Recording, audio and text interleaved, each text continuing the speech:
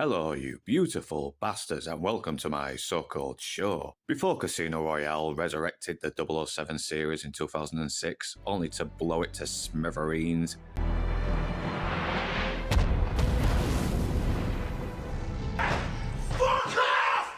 there was other versions of the first Bond novel, one in 1954 where Bond was an American,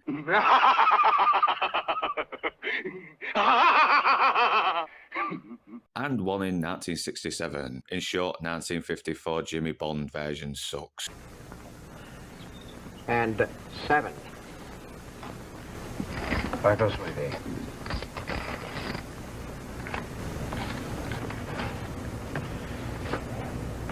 What am I watching? I don't know, but I hate it. But what about the 1967 version? Well, slutty ladies and not so gentlemen, this is Casino Royale 1967.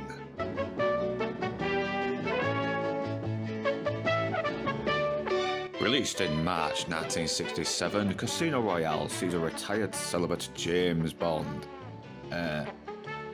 Celibate,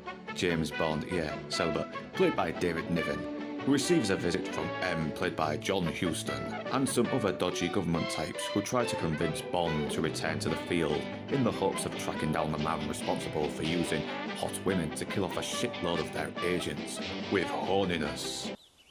Nice. Bond declines, so M orders his men to blow up Bond's house. What a wanker! Only for M to die in the blast himself.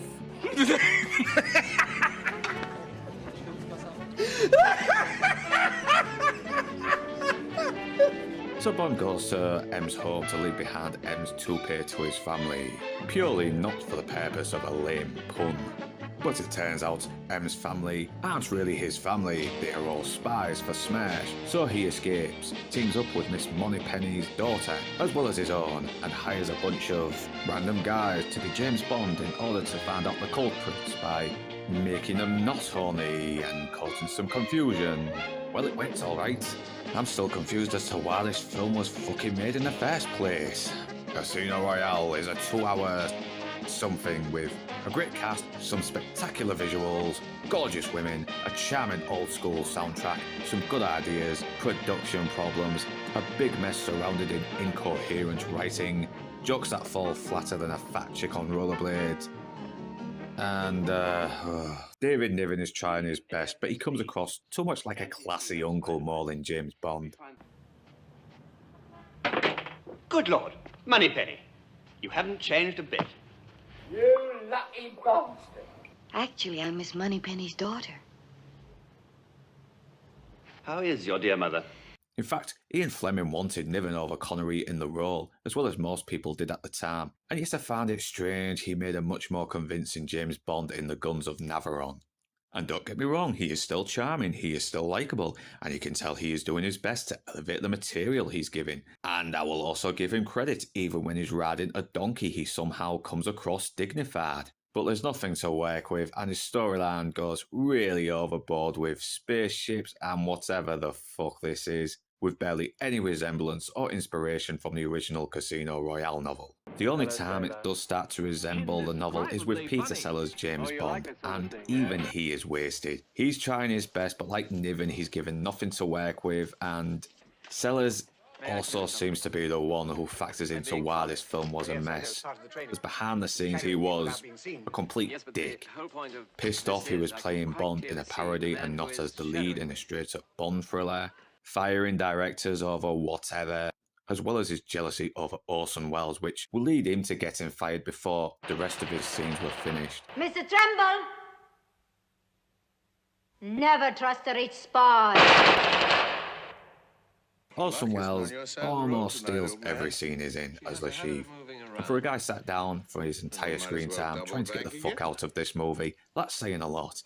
He hated being there, but I do give him credit. He is still giving it his all. I even found his death pretty funny, like when he sees his employers on the monitors coming to kill him, only for one to actually break through the screen and shoot him in the head. But the segment is still a mess, with missing scenes like here.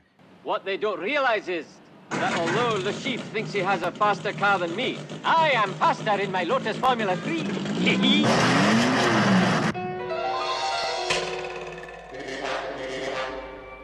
Huh? What? That's it? The only one who seems to be giving anything funny is Woody, neurotic nerd who likes to sleep with little girls, Alan. Apuntar! Fuego! So long, suckers!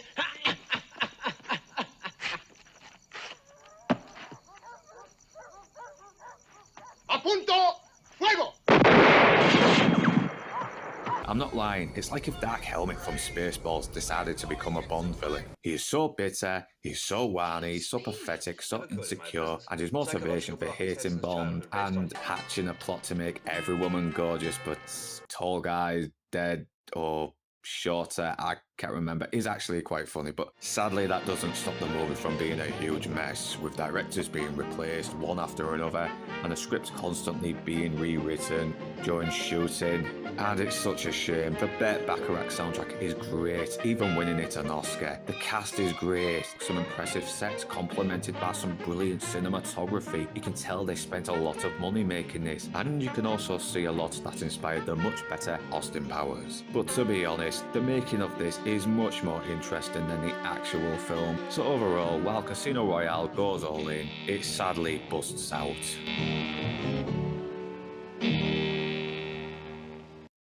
And that was 1967's Casino Royale. Next up, You Only Live Twice.